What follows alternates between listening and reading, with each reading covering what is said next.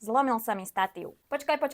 Ak ťa náhodou čaká tiež kúpa statívu, pozri si to dokonca, lebo nájdeš 3 tipy, ktoré by mne ako začínajúcemu UGC tvorcovi naozaj veľmi pomohli. Za prvé, výška. Keď chceš napríklad rozprávať postojačky, v tom prípade je výška extrémne dôležitá. Za druhé, 360 stupňová otočná hlavica. Potrebuješ veľa záberov, potrebuješ veľa uhlov, preto je veľmi dôležité, aby si to vedela otočiť tak, ako ti pasuje. Tretia vec, nožičky. Áno, môže sa to zdať ako totálna absurdita, ale pokiaľ natáčaš napríklad niečo pri stole alebo pri linke, ten spodok dolu ti zaberá strašne veľa miesta a tie zábery sú také...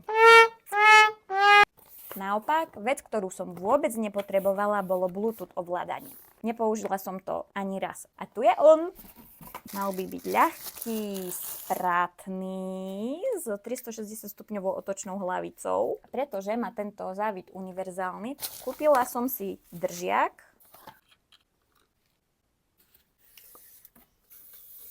Tento statív mám z Filmtechnika, takže ak ťa zaujíma odkaz, napíš mi, pošlem ti konkrétny link.